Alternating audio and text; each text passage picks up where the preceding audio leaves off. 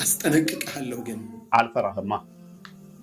እመክርሃለሁ ግን ምክርን አልቀበልማ። እኒህን ታላቅ ነቢይ አትንካ። ትልቅ አይደለም። ምላስህን ቆጥብ።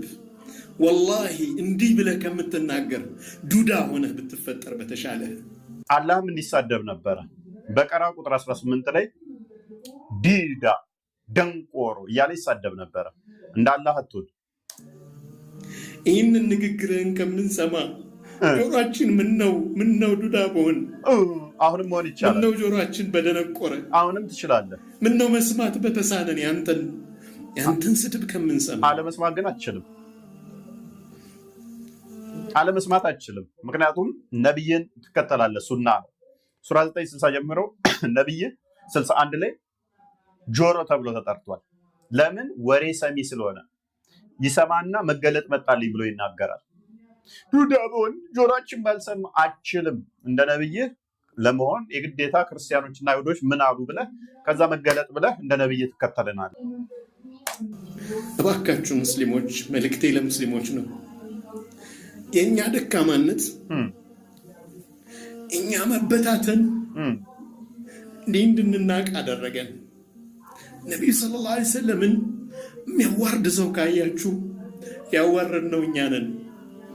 እናንተ አይደላችሁ የሚያዋርዳችሁ። አይሻ ነች ያዋረደችው። ከሚስቶቹ ሳይገናኝ ብቻውን ወሲብ ያደርጋል። ልብሱ ላይ ስፐርሙን ይረጫል። ራሱን ሊያጠፋ ተራራ ላይ ይወጣል። የወንድ ልጅ ብልት ይስማል። ወንድ አፉን ከቶ ምራቅ ይግታል። ከመቃብር አውጥቶ ሬሳ ላይ ምራቁን ይጨምራል ያለችው አይሻ ነች። እሱን እኛ ነበብን። ይሄ ደግሞ ውርደት የሚያስብል ከሆነ እኛ ሳንሆን የምንጠየቀው የሙሐመድ ሚስትና ሰሃባዎቹና አቡ ሁረይራ ቂጡን የሚጠርግበት ድንጋይ የሚያቀብሉት ውሃ ዘን እየተከተል ነው ድንጋይ አንጡልኝ ብሎ ቂጡን በድንጋይ ነው የሚፈትገው ያሉት። ካካ ሲል ሙሐመድ ጣራ ላይ ወተን ካካ የሚልበትን ቂጡን እናያለን ያሉት እና አቡ ሁረይራ ሰሃቦቹ ናቸው ያዋረዱት፣ እኛ አይደለም። ለሊት ተነስቶ መቃብር ላይ ይሄዳል። ለሊት ተነስቶ አጋንንት ጋበዙኝ ብሎ በየገደል ውስጥ ይሄዳል። እኛ አይደለንም ያልነው ሰሃቦች ናቸው ያሉት። ብንሆን እኛ አንድ ብንሆን፣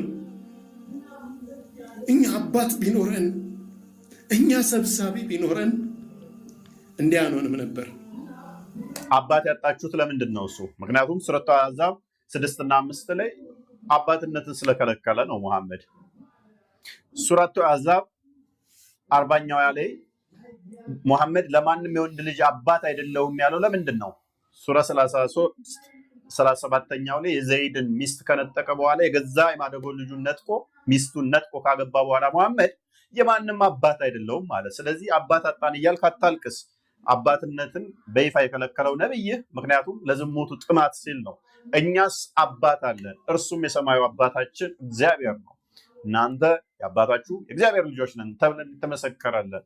ዘዳግም ምዕራፍ 14 ቁጥር 1 ላይ፣ ዘዳግም ምዕራፍ 32 ላይ፣ ትንቢተ ኢሳይያስ ምዕራፍ 63 ቁጥር 16 ላይ፣ ዮሐንስ ወንጌል ምዕራፍ 1 ቁጥር 11 እስከ 13፣ ሮሜ ምዕራፍ 8 ከቁጥር 15 እስከ 17። እኛስ አባት ብለን የምንጠራበት አባት ስላለን ሕይወትን ስለሰጠን ልጁ መጥቶ ስላዳነን እኛ ደስተኞች ነን። ስለዚህ አትነፋረቅ። አባት ካጣ ና አባት አለን እኛ።